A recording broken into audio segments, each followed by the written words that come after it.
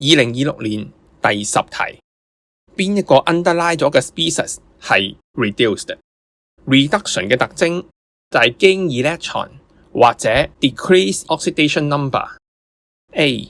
Sodium hydroxide react with chlorine， 呢個係典型嘅 disproportionation。chlorine 嘅 oxidation number 由原本0去到-1同埋-1，但係 oxidation number 嘅改動係限於 chlorine， 同 sodium hydroxide 毫無關係，所以 A 唔啱。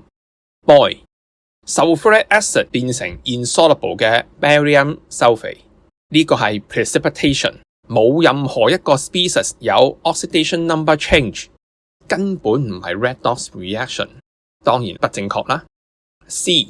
hydrogen peroxide 嘅 reaction。Oxidation number of O in H2O2 由-1去到-2，用圖畫嘅方式會比較容易理解。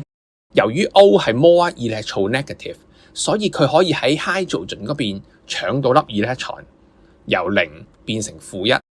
但係 O 同 O 之間由於 no difference in electronegativity， 搶唔到任何 electron 返嚟，因此 oxygen in H2O2 嘅 oxidation number 就係-1啦，由-1跌到落-2，呢個係 reduction 喎。